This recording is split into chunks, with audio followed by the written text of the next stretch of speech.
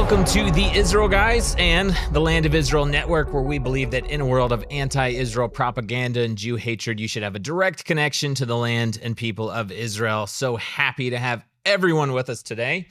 I'm Luke Hilton here with Joshua Waller from the Israel Guys, and we have Rabbis Ari Abramowitz and Jeremy Gimpel from the Land of Israel Network, third installment of this brand new round table from Samaria. We'll just throw that in there. Ari, I don't know, we are broadcasting out of Samaria, but with Judeans. We will mention that you guys we're indigenous Judeans. We will mention that you drove 2 hours to get here this morning. So That's true. The sacrifice is all on you. So much to talk about this week. But first, Mazel Tov. Thank you.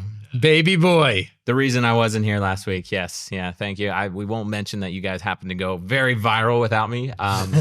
So if you guys don't help this go viral, then you might not see me in the future. But we'll try to work on that. So honestly, so much to talk about. It's hard to know like even where to start and if we'll be able to cover it all, but we're going to do our best. Obviously, President Donald Trump took office this week, and on day one, reversed multiple U.S. policies that directly affect Israel, including reversing sanctions against Israeli settlers in Judea and Samaria. We have Trump immediately talking about how the world is on the cusp of World War III. We're going to show a video about that in just a second and how he is planning or intent on stopping that from happening. We have 3 Israeli hostages released from Gaza last week as part of the just very difficult hostage deal that's taking place. We're going to get into all of that as well as where we're at. More hostages set to be released this weekend. And part of that, 90 murderous terrorists released into Judea and Samaria. So much more happening. Another war front, basically where we're sitting right now, taking place, and the IDF gearing up for that. Could be, the things are dying down in Lebanon and Gaza, but they're majorly heating up literally outside our back door right here where we're sitting in this studio. So happy to have everyone here. Please make sure you subscribe, hit those notifications. Let us know if you're a new viewer in the comment section below. Love to hear your thoughts on whatever platform you're watching or listening. Happy to have you here. Let's well, I was just going to say, Luke, that I think that it's like we just skimmed over that thing, all these executive orders that were reversed on day one. That was a massive deal. It's almost like the world needed a moment of silence of just like recognizing the gravity of what happened with those executive orders, especially as it related to Israel. Can I just say the sanctions? I have a very special, close place in my heart to that because I'm a chicken farmer in Judea. I'm in reserves. I'm not used to having my name in the Wall Street Journal. But it was in the Wall Street Journal because I personally sued the Biden administration because of the sanctions that were being really arbitrarily imposed on the Jews in Judea. Because growing up in America, in Texas, I always thought sanctions are a punitive economic measure against a rogue nation to keep them from going nuclear. I didn't know you could just sanction a shepherd in Judea. There's no accusations against him, nothing at all. He goes to the Makol in the morning and his credit card is shut down. And they tell him at the bank, you were sanctioned by the Biden administration for nothing. Have I been accused of anything? No. And it was so overwhelmingly unjust. The jihad that we're facing in Judea, and we're the tip of the spear in fighting that. And what Trump did, he just came in one day, took it off of the Jews of Judea and Samaria and put it on the ICC, put it on the International Criminal Court, exactly where it belongs. Such a flip, though. It's such a flip. It's the antithesis. It's the diametrical opposite of sanctioning the good sources of light in the world to a source of tremendous darkness. And Trump just did that in a second. On the other hand, he did push forward this hostage deal, which is releasing into Judea and Samaria hundreds of murderous terrorists that have the blood of men, women, children, babies on their hands, and releasing them into Judea and Samaria. And so with your permission, I think it's important to share with our viewers out there a little bit about what is Judea and Samaria? Why does it matter? Yeah. Right? Because in 1967, the Six-Day War, Israel liberated against overwhelming odds, and Point Military Academy in America, they don't even study about the 6-Day War. It's true. Doesn't make any sense. Yeah, you ask them why, they say, here we study wars, not miracles. It was a miracle of God, and Israel went into our ancient biblical heartland, liberated our heartland, and without Judea and Samaria, Israel is 9 miles wide. It's indefensible. Yeah. You know the story about Sharon and Bush in a helicopter, and Sharon explains to Bush that without Judea and Samaria, Israel's 9 miles wide, and Bush's like, 9 miles wide? We got driveways longer than that in Texas. Yeah. It's impossible to defend the state of Israel without Judea and Samaria, which, of course, CNN and every other channel calls the West Bank. And they call us settlers because it's much easier to say get the settlers out of the West Bank than get the Jews out of Judea. There's no people more indigenous to a land than Jews are to Judea.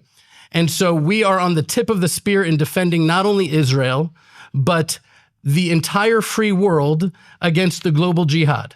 We are protecting, like, if I don't think we should receive any foreign aid, but definitely some sort of military expenditure of recognition that we are of such critical value to the entire free world. Israel, there used to be leftists in the country that said, Judea, Samaria, you're the reason that there's no peace. You're the reason that jihad hates. They just didn't understand. They politicize things. They don't understand. Now you go to anywhere in the country and they have nothing but gratitude, because they've recognized since October 7th that if it wasn't for Judea and Samaria, Netanya, Ra'anana, Tel Aviv would be getting October 7th 1,000 times over. That's right. And so we're on the tip of the spear. And so not only that, for Israel, I know I'm going on here, but it's important to understand, Judea, the stats just came out about reserves, that Judea has 3 times the amount of, not reservists, but days per capita of service than Tel Aviv, or more than anywhere else in the whole country. The Jews of Judea are stepping up and defending the country and leaving their families and going to the front lines and serving reserves like I'm in right now. And they're releasing the terrorists into Judea. Into that very area. Into the very area. So the question is Trump blessing Israel or cursing Israel? What is it? Which one is it? Right? Yeah. But I think a lot of it has to do with us. Are we able to empower the good behavior and stand up for ourselves for the behavior that we see that is not a blessing? I think he would be receptive to that. Well, I'll tell you, it's not that Israel is just against the global jihad. It's like we're against this globalist movement, because as these hostages were released, we're told that they were being held in the United Nations facilities. The UN was holding our own hostages.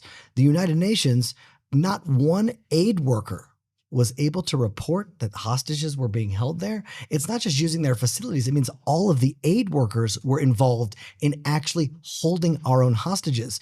So when Trump decides to remove the sanctions from the Jews in Judea and Samaria, and then put sanctions on the International Criminal Court, these global movements of the International Criminal Court, UNRWA, is now being defunded. That's really the war that tiny Israel is not only up against the global jihad, but it's up against the globalists in general, the UN, UNRWA, the International Criminal Court.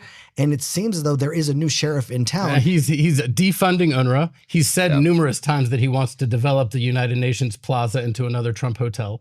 Yeah. He said that before. And he might do it. He might do it. That would be great. I would go to America just to stay in the Trump Hotel on the UN Plaza. Can I bring up something with this hostage deal that, like, I hope this could bring it home for people a little bit more. And I think both of us could speak to this because, as I understand it, some of the terrorists that are being released from prison into Judea and Samaria, one of them is the terrorist that killed the Yaniv brothers, which is something that's very close to us. And another is the terrorist that killed Ari Fold, which is someone that's very close to you guys. Why is he close to you? Could you explain that? So I want to explain that because I think this will make it more real for people who are watching. So right now we're in Har Bracha, the Mount of Blessing, right? This is where our studio is. In Har Bracha, the Yaniv brothers, I think they're 19 and 20 years old. Does that sound right?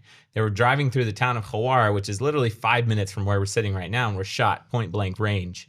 And their father and the 2 brothers were someone that we had interacted with. They're basically our neighbors, right? The day after they were killed, Josh and I drove down to Hawara, and we made a video in Hawara to show what actually happened because there was a lot of propaganda and lies that were being told. I remember finding the spot where they were murdered and going out to the median because the IDF had the whole town shut down to film. And I remember seeing a dark spot in the middle of the road. And I mean, like, it's hard to talk about, like, but I just remember realizing like how close to home this was and how awful it was because any terrorist attack, especially when someone's killed, is horrific. But this was an especially brutal one. They were shot in their car in standstill traffic, point blank range. And I remember at that point, Twitter was very like uncensored. I mean, it still is, but like at that point, like images and videos could pop up on Twitter without. And I remember immediately opening Twitter and seeing like horrific videos from like seconds after the attack happened. And their family is someone that we've become close to. We've done work for them. We help store some. We have their storage containers right by my house down here. So to realize that this terrorist, who was 16 years old at the time, went to an Israeli prison, is now being released. And as I understand it, you have Israeli hostages being released from Gaza, and like at the same time, you have terrorists being released from prison, and the families.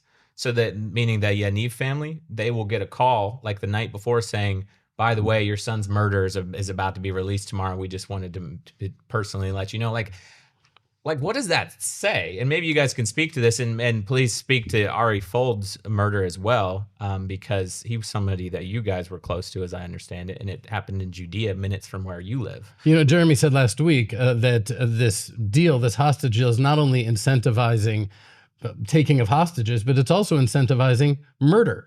Because keep in mind that the Palestinian Authority, the moderate organization that the whole world is pushing to take over Gaza, their largest financial expenditure is pay for slay. They send hundreds of millions of shekels, or at least tens of millions of shekels, to terrorists who get a lifetime stipend for murdering Jews. And that is an official. It's on their ledger. There's no denying it. They don't even try to deny it. I don't know how they're able to position themselves as the moderates. But so it's not only incentivizing hostages, but just murder, because you could just go murder Jews at will. And probably after the next hostages are taken, you'll spend 3 years in an Israeli prison getting a PhD and eating well, and then you'll be released. And so it's just incentivizing murder and hostages, and it's totally the wrong message for Israel to be sending. Well, I just want to think that my first thought is that it's not peace through strength, which is the whole format that we talked about last week, was that this is what we were going for. We're going for peace through strength. We need a strong Israel so that these enemies can be pushed back, and that there's no deals. This is no deal that we outlined last week. But it's certainly not what Trump is outlining on the mainstream as peace through strength. This is no strength at all. This is very weak. I want to say one more thing about the hostage deal, because I was realizing and I'm sure everybody felt the same way when you watch those first videos and pictures of the 3 girls being released from Gaza, like it's obviously a very emotional and joyous thing.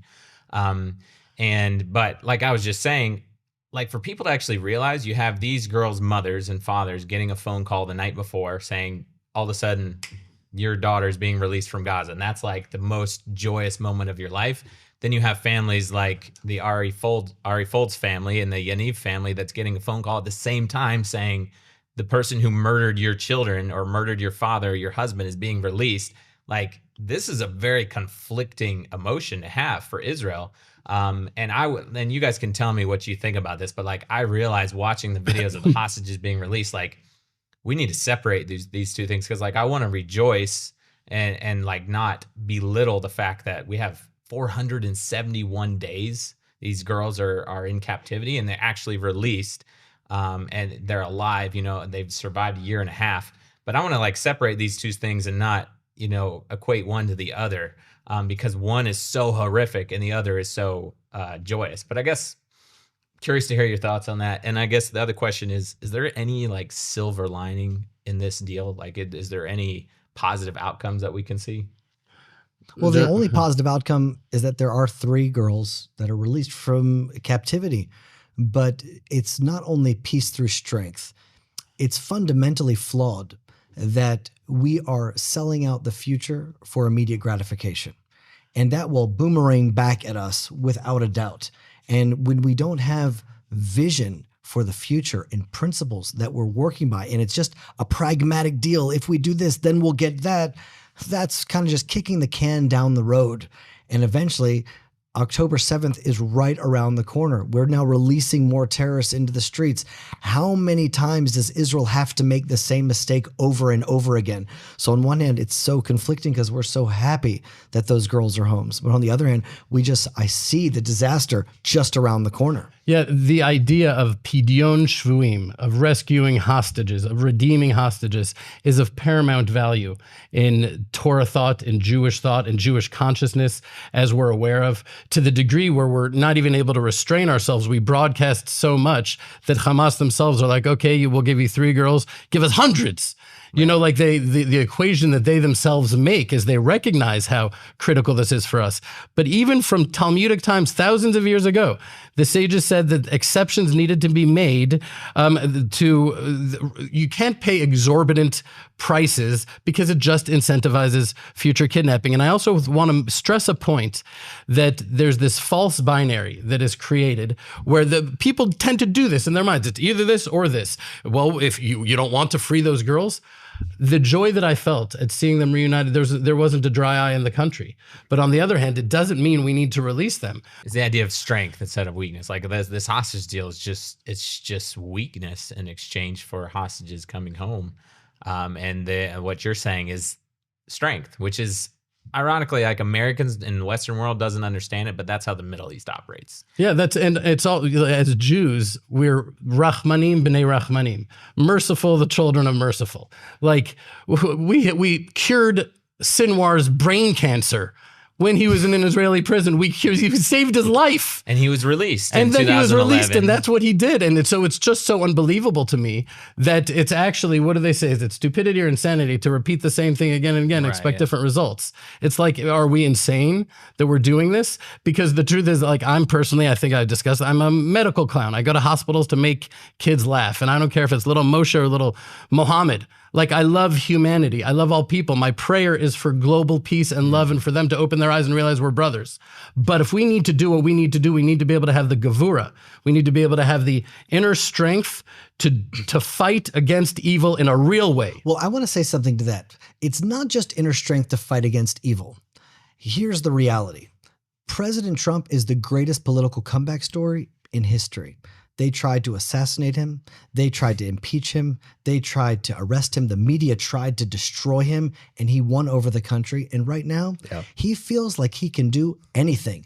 And who knows what he's going to do to Israel next. This hostage deal was pressured from Trump. Who do we need gevura? Who do we need strength to stand up against? It's not the global jihad. It's actually to stand up to America. We need to tell them we need to bring peace through strength. We have to be strong against America and do what's right, no matter who the president is. Yeah, we need to have a healthy, non-codependent, non-vassal state, but a healthy relationship, which means we support you and we're with you, but we also need to do what's right for us. So we empower and encourage the right behavior, and we stand up against behavior. And I think President Trump would respect that, and he would appreciate that.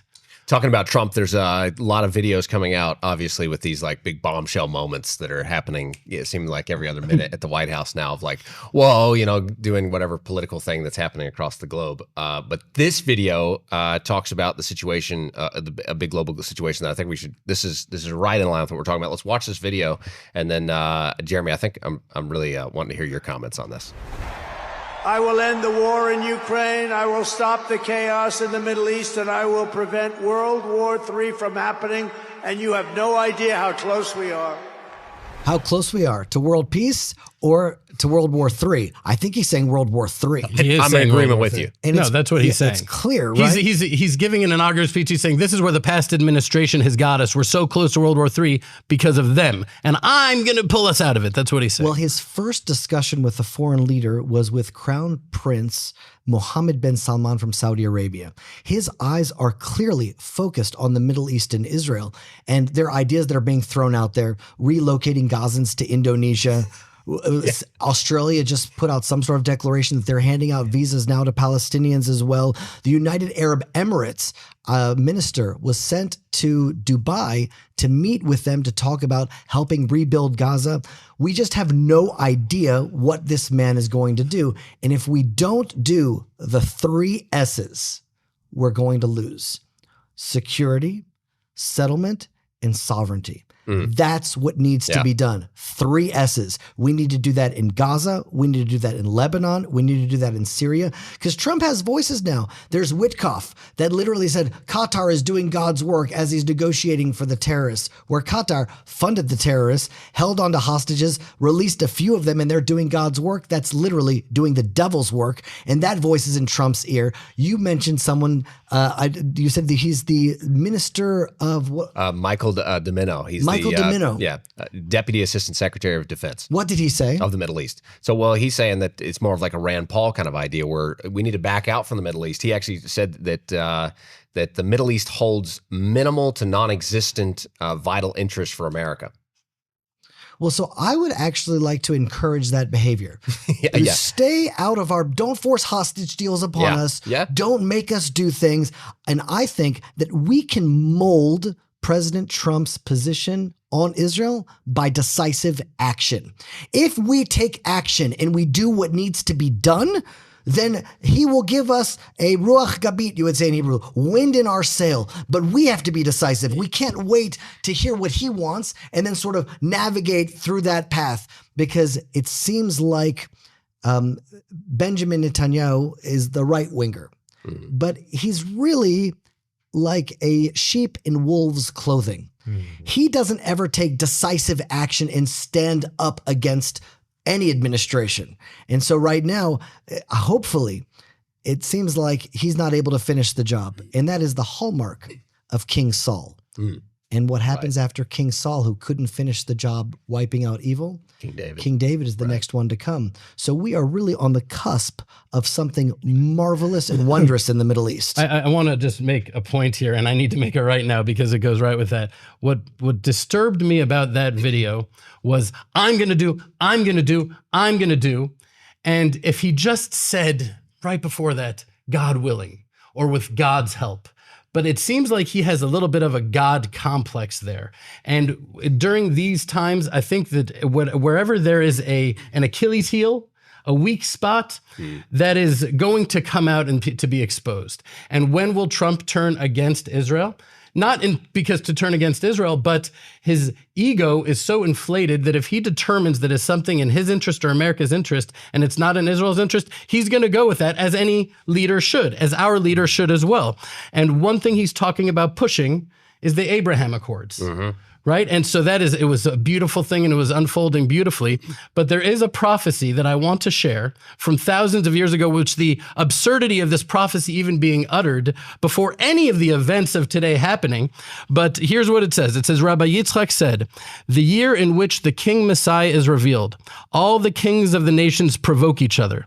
The king of Persia, which is Iran, provokes the king of Arabia, Saudi Arabia, and the king of Arabia goes to Edom. Edom is the West, America, to seek advice. And the king of Persia destroys the entire world, and all the nations of the world tremble and are confused until the king Messiah arises. It says in the Talmud, in the end of days, Persia will battle Rome, meaning the West, and the land of Israel will be caught in the middle. All of the prophecies are saying this idea that he himself, Trump, can stop World War III. I think some things are also out of his hands. And so we need to recognize how we need to bring a voice of godliness and humility and strength to the world, and stop saying, what will Trump do? Is he going to be good for us or bad for us? That's up to us. Well, I think a big question right now is can you stop World War III with an America First ideology? And I don't think that that's really true, because if you look at what you mentioned, Michael Domino there, this new tap that's is really concerning on this note is he's saying, well, he's against Israel taking out Iranian nuclear. That's a problem, because now is that going to stop World War III, or is that giving way to World War III? Well, reports are coming out now that Iran has enough uranium for 5 nuclear bombs, and Hamas is out, Hezbollah is out. There's a lot still going on here in the land of Israel, in Judea and Samaria, but the head of the snake is Iran itself. Right. And so if we don't proactively take care of that nuclear reactor, they will use it. The more death for their religion, the better. They worship death. They're not afraid to use big guns, big weapons, take hostages. They're evil. And that's what we have to recognize. You're saying that this prophecy means, if this prophecy is what we're seeing happen before us, this means Iran is going to get these bombs. That's what the prophecy would allude to. Right. They say that they're right on the verge right now. As a matter of fact, I mean, they're not isolated and alone. China has just sent, right now, en route to Iran is 1,000 tons of sodium perchlorate. So do you know what that is? I have like probably a ton in my house. I'm just kidding. No, it's enough to propel 260 medium-range ballistic missiles, and it's being received by the Iranian Revolutionary Guards. China is sending that. Wait, this helps with the nuclear. Well, it talking helps ballistic with missiles. We're talking ballistic First of all, it's ballistic missiles, which Okay. can be outfitted with nukes, but they're on the verge right now, if they haven't achieved yet, these 5 nuclear weapons. That is known, and we have weakened Iran tremendously. Thank God Israel has weakened them, but we have to understand in some ways that makes them even just a little bit more dangerous, because this could be their final move. Remind me, you guys actually went viral on Fox News on a topic like this like a long time ago. Remember that? I do remember that. You remember that? It was about Iran. And it was about Iran, but it was back then, right? And now it's like it's coming full circle. What I'm reminded of that is that we're talking about the damage that could be done with an Iran that has this nuclear power, and we're seeing how many years later since you guys first you brought that to the American forefront. You guys, it was like a viral piece that you guys produced on Fox News that went just boom, like crazy, and it was like the first concept. Whoa, Iran's dangerous, and you guys are really at the forefront of that. But my question is, I want you guys to get the answer to this: what does that mean? And this was really what you guys outlined years and years ago. What does that mean if Iran actually uses it? We can tell we've been talking a long time. Iran's got this weapon. What does that even mean? What is that? Well, does it blow up the world? I mean, what does it do? Well, it means nuclear war, meaning once one nuke is shot onto Saudi Arabia will fire back. I mean, there are... Is that exactly what you think, that they would actually fight Saudi Arabia before they would target Israel? I think that that's a real possibility. Really? I mean, yeah, that's what they even say themselves. Huh. And Saudi Arabia is aware of that. That's why they're willing to overlook whatever beef they may have with Israel over the Palestinians, which is a fake nation that they don't care about at all. That's why they're doing that, because they understand the critical threat that Iran is for them. So that's one thing. But every war games that any military has ever played in the world is that right now in our days with the nuclear proliferation the way it is, one nuke is shot and there's almost no scenario. A chain reaction. Yeah, it's a chain reaction where hundreds go off. Right. So that's what we're talking about. Well, I think people watch and listen to like episodes like this, and they think, the world's been talking about Iran for 15 years or 20 years. They're on the verge of nuclear weapons, right? And people are like, they're tired of it probably, or like, is Iran really that dangerous? Well, I mean, 2024. Things actually, what you guys have been talking about for years, what the world's been talking about for years, actually came to fruition. We had 600 ballistic missiles probably between the 2 Iranian attacks, one in April 2024, one in October 2024, that were shot at Israel. And now you have China sending enough chemical fuel for another 260 ballistic missiles that could be shot. And that's not even talking about the fact that they might have 5 nuclear bombs at this moment in addition to that, right? So, like, if you're tired of hearing it, sorry, but like Iran is actually a crazy, and not only have they vowed to wipe out Israel, but they've vowed to wipe out America, and they could attack other countries as well. I want to just say one more thing about the America First idea. I don't actually have a problem with America First, as long as there's also an Israel First idea. And this is what you were talking about, Ari, I think, is that Israel should be strong. And if you're an America First person, I don't have a problem with that, because America First should actually mean that they're working together with Israel for both countries' best interests in mind, meaning America's working with Israel as their main ally in the Middle East to protect the free world and to protect America, by the way, because Iran is America and Israel's enemy, global superpower enemy, and for Israel to do the same, to work together in their shared interests. Not that America has to dump tens of millions of dollars in U.S. aid into Israel, or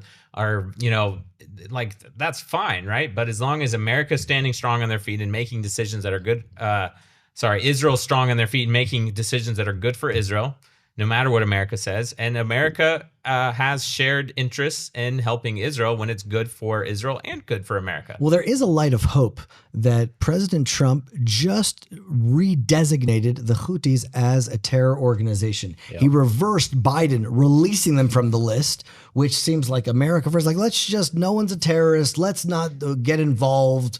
And he's saying, no, they're terrorists. They're anti-Israel. They're anti-America. And actually calling a spade is a step in the right direction. So even though he has voices that are calling him to be an isolationist and to not think about that, I think that anyone with any common sense knows that Iran, the Houthis, Hezbollah, Hamas, America is right around the corner, that Israel is the front lines defending the freedoms in America. Yeah, I think that's what Luke's saying. There's a big difference between America first and being an isolationist. Right. Meaning that I think that, I remember Rand Paul years ago. He's a libertarian, and he really woke me up to the idea of a libertarian. He was saying America should stop foreign aid to Israel. Everyone said he's anti-Israel. I'm like, no, he's actually pro-Israel. He sees Israel as big boys, allies, and like, we don't need to send you foreign aid, and I think Israel should refuse every drop of foreign aid. Now, if America recognizes the obvious, blatant truth that Israel is their most important aircraft carrier in the Middle East,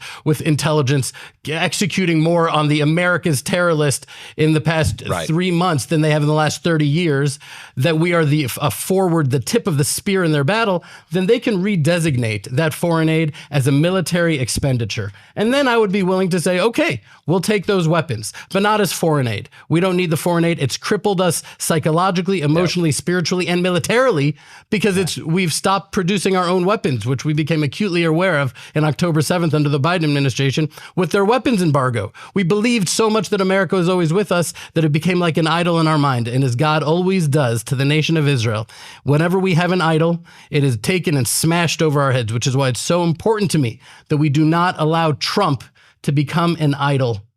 If we allow him in our minds to become an idol, it will bring out the worst in him, the worst in the American administration, and it will be a curse for America. Mm-hmm. Israel has the ability to really determine whether the next 4 years are a blessing or a curse, even for America themselves. Well, so to me, without understanding the Bible, you really can't understand anything that's going on in Israel. Because the people in the Bible are not just individuals, they're worlds. The son of Abraham, Ishmael, is a representation of the Arab world. Esav is a representation of Western civilization. And the same way, there's a process. Israel first had to be freed from Egypt to liberate themselves physically. We're right now at war physically with the Hamas. We have to be not a persecuted, downtrodden people for 2,000 years of exile. We need to physically liberate ourselves. But Esav, with the Western world, which is really this opportunity with Trump, we have to emancipate ourselves from the mental slavery and realize that we can stand up for our own and put Israel first and not care what America says. That will be the healthiest. When we're able to stand up to an ally, to a friend, and really put Israel first. That's the test that we're being tested with right now. Because it's in some ways easier to stand up to a hostile American administration. But once we have an administration that's saying, no, I'm on your side. The Houthis are terrorist organizations. Look, I'm reversing the tide.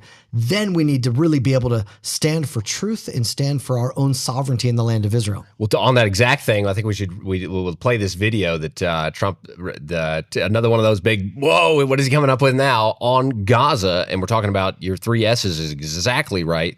This video is not exactly in line with those 3 S's, but it sounds correct on the global stage. It sounds like, oh, that's what we should do. I think we should watch this video, and then let's talk about behind the scenes, what the world doesn't know on this Gaza issue and how the Trump administration seemingly is behind the scenes, how we foresee them navigating this based off of what Trump says here in this video. Watch this. Confident are you, Mr. President, that you can keep the ceasefire in Gaza and conclude the 3 phases of this deal? I'm not confident. That's not our war, it's their war, but I'm not confident, but I think they're very weakened on the other side. Do you support the 2-state? Gaza, boy, I looked at a picture of Gaza. Gaza is like a massive demolition site. That place it's really got to be rebuilt in a different way. Do you plan to help rebuilding Gaza? I might. You know, Gaza is interesting. It's a phenomenal location. On the sea, best weather. You know, everything's good. It's like, some beautiful things could be done with it, but it's very interesting. But some fantastic things could be done with Gaza. How do you see the future in governance for Gaza? Well, it depends. I can't imagine you could have, well, you certainly can't have the people that were there. Most of them are dead. So my take is that he doesn't have a clear view of Israel, or he would have said so. He's thinking there's another thing. There's a lot of concepts going around Israel inside of the groups that have been connected in America. What's going on? We've heard, we won't mention those names here, but there is a stir of what's going on behind the scenes. It has to do with the Gulf states and what's going on there. Who is going to be in charge of this little piece of what Trump has just outlined? Well, it's beautiful. It's a great spot. Let's build something beautiful there. It sounds like he's alluding that this may not be for Israel. Trump resort, maybe? Yeah, like a Trump resort. But he's doing this, and think about it. It's got to be in line with his Abraham Accord idea. I think he's going to use this. It's like Gaza's now on the chopping block. You mentioned we want to get these. He's trying to figure out a solution to getting these Gazan terrorists. Obviously, he hates Hamas. He doesn't want to have anything like that's got to go in order to get this real estate deal. What's this real estate deal, Ari? What do you think this could be? Well, I mean, I love the way he's always like he's so predictable that everything goes through that prism of real estate deal and positioning and whatever. But every single general, every single military person that understands this situation understands that there is no scenario that is anything less than cataclysmic other than Israel going in and declaring sovereignty over Gaza and settling it with, I personally have already signed up for numerous communities in Gaza. To live there. To live there. Right. To move there. I've already signed up to move to Gaza. And tens of thousands of other, because I was down, anyone could go to YouTube and type in Ari Abramowitz disengagement. You see me being carried out by 8 soldiers from Gaza. It was a beautiful paradise. And before Israel went down there, it was empty, desolate sand dunes with all the sheiks and the imams laughing at Israel for even thinking they could do anything. I didn't hear And then any they made room. it into a paradise. I didn't hear any room for that in this speech just now. Did you? No, but I do think, yes, I did. He said it's not our war, it's their war. Oh, that's nice. Which in my mind was a critical, implicit admission that there is a them and an us. That's good. America never would even recognize that. America always saw it without even covering it up. They were shameless about saying, we'll decide what Israel does. They're just our little puppeteer vassal state. And he's like, no, it's their war. But on the other hand, he said, the other side. Mm-hmm. Meaning he did recognize that Hamas is on the other side, as opposed to 21% of Americans that seem not to recognize that, but we can get to that later. But he recognized that. But on the other hand, there is an us and a them. It seems like he's well primed for having a healthy relationship with Israel. We just have to meet him right there. Well, here's the deal. We fought against the disengagement because we foresaw October 7th. Right. We knew that as soon as we retreat from the land, evil will take root. They'll indoctrinate the rest of the community in their schools, in their media, in their mosques, and create a society of demonic, hell-bent people just wanting to kill Jews, take hostages, and do exactly what we're living through right now. And now we have a deep responsibility to call out what's happening. If Gaza needs to be rebuilt in a different way, like President Trump says, I said, great. The Jewish people need to rebuild it. Arabs can live there, Christians can live there, Muslims can live there, Baha'i can live there, but it will be a Jewish sovereign country rebuilt with Israel in charge. That will be a new way. Having any other entity in the land of Israel will never work. It will never work because God's plan is to restore the land of Israel to the people of Israel. It can't work to establish another country in another state inside the land of Israel. In fact, there is a beautiful video that really encapsulates this by the new foreign minister to the ambassador from America to Israel, Huckabee, asked about a Palestinian state in the land of Israel. Check out what he said. We totally see this. Let's watch it right now. Do you believe that President Trump believes, and you do believe, that the two-state solution is the future? No. I think we have to recognize there was a Palestinian state. It was called Gaza. Look how that turned out. You can't have a Palestinian state on top of the Israeli state if the Palestinians continue to believe that Israel shouldn't exist. Because the Palestinians don't believe in a two-state solution. They believe in a one-state solution, and their solution, and Israel disappears. That's no solution whatsoever. Israel has a right to its autonomous, indigenous homeland that they've had for 3,500 years since the days of Abraham. Can we just talk about how, like, Huckabee just said no when he said, do you Yeah, believe in that a was two-state great. solution? No. Like a very decisive no. Don't More believe decisive, in a two-state arguably, solution. than Prime Minister Netanyahu would have shared. And he goes all the way back to Abraham. He said, this is an ancient covenantal land with a covenantal people. This belongs to the people of Israel. There cannot be another state inside the land. And when you understand that evil exists in the world, this is well documented. When Hitler was at the end of the war, he needed to make a decision. Could he send reinforcements to the front lines and maybe win the war? Or send the supplies and resources to continue to annihilate the Jews? And Hitler irrationally sent resources instead of winning the war to just continue to kill the Jews as best as he could before he was taken out. It wasn't irrational because that was his war. Exactly. When we understand that the prime motivation has nothing to do with politics, when October 7th, no one was screaming free Palestine. It was a spiritual, religious war hell-bent against the Jews and establishing anything outside of Jewish sovereignty in God's given land to the people of Israel will never work. So what does it look like if Trump decides that, and I get his current plan, he wants to get a Gulf opinion on what's going on, right? And then he pulls in and he says, okay, let's get a deal here where you take over Gaza. That's what I foresee going down. And of course, Huckabee would never sign off on something like that willingly, which is a great friend to have. I also see with this answer that what happens in Gaza may be different than what happens in Judea and Samaria on that front. Doesn't seem like he's reaching out to the Gulf to decide what happens here in Judea and Samaria. At least I hope not. And the idea, I have a little inside information here from a good friend who knows Arabic that listens in on the Arab channels. He says that it's not on the public, right? It's not on our news. It's not in the English It's not in media, English yeah. media. This is from the Arab villages around us. This is what they believe is going to happen. They believe that what they're talking about on their services is that Trump's going to come in and he's going to fulfill the dream of his former idea of he didn't call it like a Palestinian state. The right? deal of Because the century. It was the deal of the century. It was where you give. It sounds good at first. You give Jewish land. You sanction off for small little Jewish areas for sovereignty, right? And then you section off other areas for Arab sovereignty, creating an Arab state. Enclaves. Creating Real- Jewish enclaves. Enclaves is a real nice word for ghetto. So obviously we opposed that back then, but this is what the Arabs think are happening now. And the Arabs are not happy with that because, like Huckabee said, they're a one state and they've always been a one state, and it's kill all the Jews and have their own state, right? And so what they see happening here with Trump is that these small little enclaves, Jewish and then Arab, is not good for them.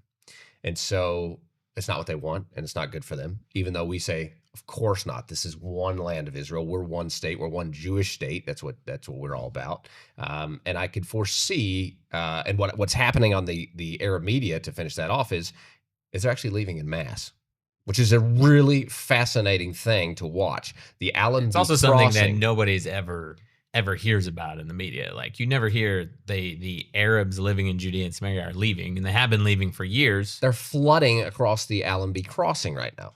It's Into Jordan. Into Jordan, and But then I'm also out. guessing just to other countries, because it's actually easier than you'd think for the Arabs living here to get visas to go to the United States or to go to South America. Right, which everybody's not real happy to hear that right now, I'm sure.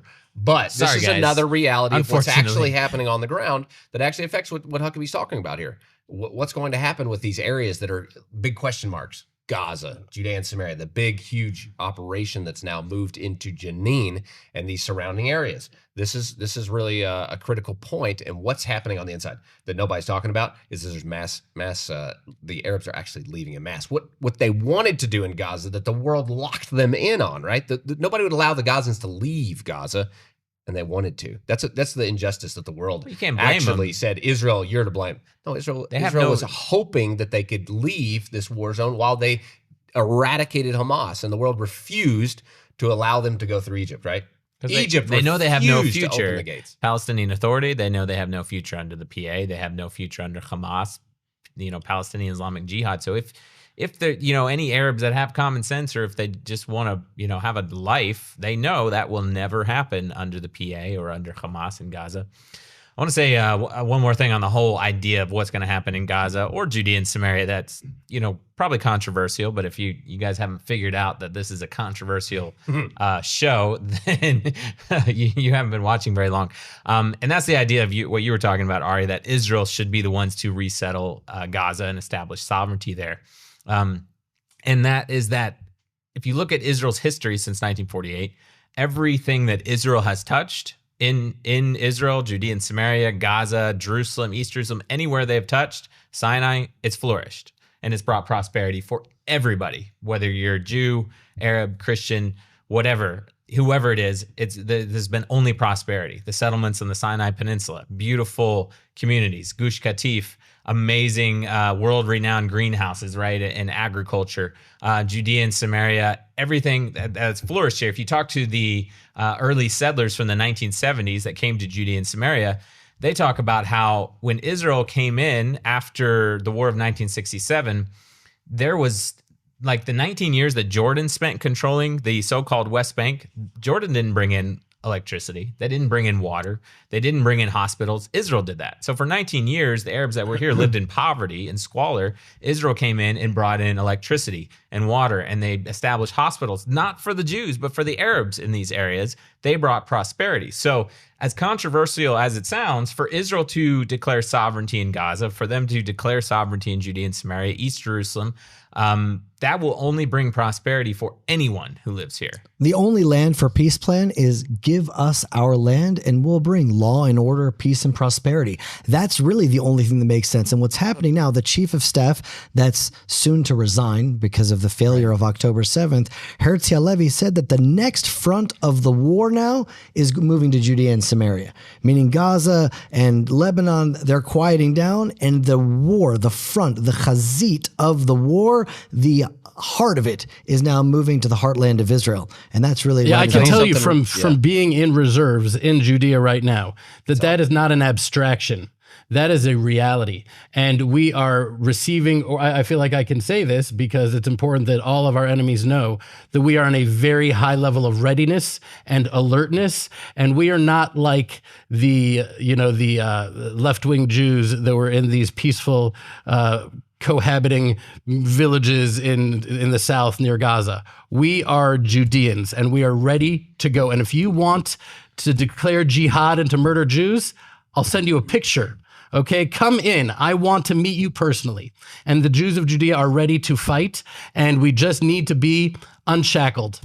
We need to be able to actually fight this war to win it. And that's why one thing I just want to say is that this two-state solution idea that Trump was pushing at the end of his last tenure is what is actually Palestinians. It's a fake nation who was created to undermine the existence of the state of Israel. The word actually means marauders. So when you say Palestinian state, you need to say a state of marauders whose entire existence is to destroy the state of Israel and to give them a state. That's the entirety of what this discussion is even about. And so we need to fight against that and fight for sovereignty.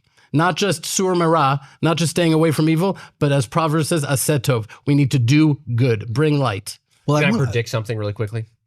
The differences between these other, between Lebanon, between Gaza, and between about what's opening right now is I foresee that you're going to see a mass hate, anti-Semitism, Jew hatred from this new thing more than any other area, because every news agency is ready. They weren't allowed in Gaza.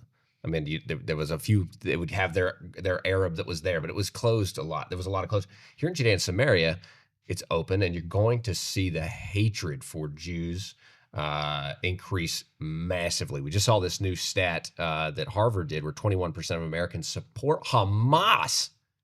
Like, how outrageous is that? And the younger it goes in the poll that was done, the more support, the higher the support is for Hamas. Meaning, if you're, ages 24 to 34 has a much, I think it's 32%. I think we need a brace for this because I think it's going to get worse. 1 out of 3 young Americans now support the Hamas. That's why extreme. The 6th thing Trump should have done was to issue a decree that American universities are not allowed to receive funding from Qatar. Foreign enemy states. Right. That would have been nice. That would have been nice. I mean, this is what the result is. This is why he wanted to ban TikTok. Well, I was just about to say, if he had upheld the ban on TikTok, that might have been step 1 for seeing this support for Hamas go down. But I really do foresee it. I don't know if you guys agree that what we're about to see happen here with this, you have a much more anti-Semitic approach inside of these areas where this media is going to be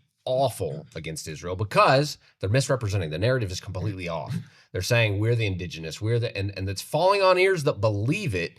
And the truth is it's a radicalized Islamic group that's trying to destroy Israel, but they're using this facade to describe themselves, and the world is believing it. I believe that facade's getting a lot bigger. And I just want to say one more thing about TikTok to build on what you're saying there, is that America is having this beautiful resurgence of hope in the foundational values, biblical values that America was established upon. And that's beautiful. And one of those things is freedom of speech. And that's good. We heard Zuckerberg come and say things have been bad. I admit, guilty, but now things will be better. And so people are saying you can't ban TikTok.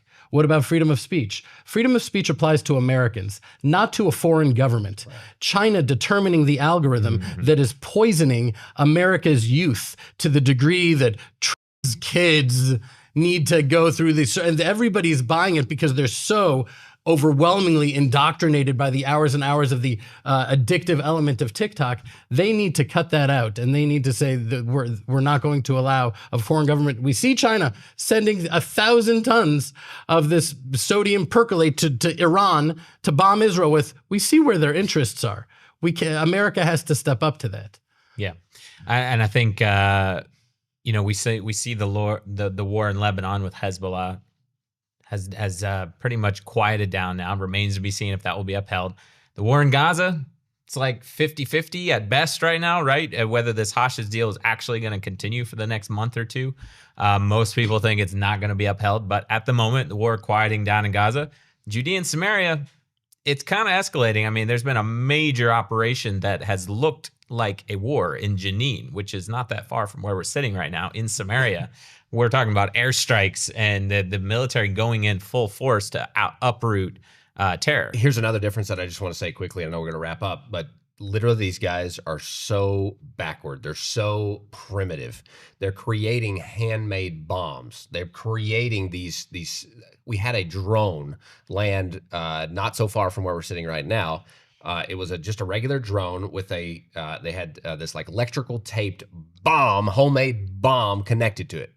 That's the idiots. I mean, maybe you call it idiot. It seems idiotic to me to tape a bomb to electrical tape a bomb to a drone and try to fly it. Thank God it didn't work because it was too heavy and it crashed before it arrived at the location very near to us right now. That's the kind of thing we're dealing with. And that's why it's so dangerous, because we're talking about a whole society. They're not in uniform. It's called terrorism, and it's all over this area. And that's what they've been dealing with. It's just really close to us right now. And that's a level of, we've never seen that before. Well, right the two here, like Arab right factions that really operate in Judea and Samaria, well, they're both terrorist organizations. They're both political, like every terrorist organization. So the head of Hamas in Judea and Samaria said, just as we defeated Israel in Gaza, we will defeat them here as well. And Mahmoud Abbas, the head of the Palestinian Authority, said the terrorist murderers that are being released are heroic role models. Yeah. And so we are dealing with both sides of that entire society that are being groomed to be Jew haters and killers and take a kid's drone and try to strap a bomb to it. Why not?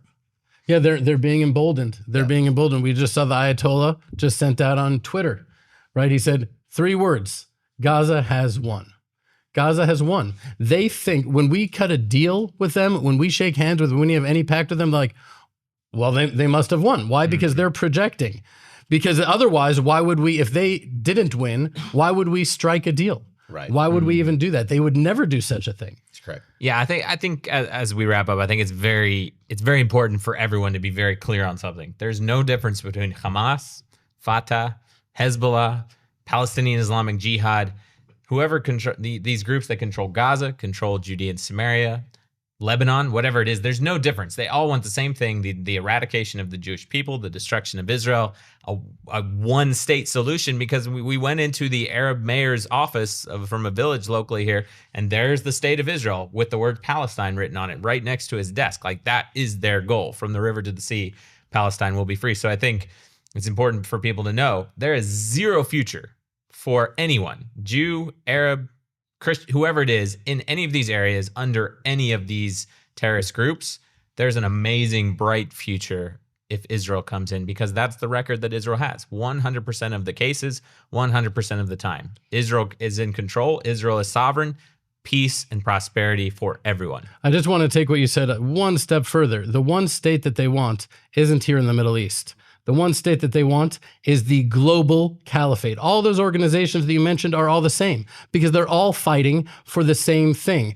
Global jihad, a global caliphate, one Islamic state, which is the entire world. Yeah. Just listen to all of them. That's all what they're saying.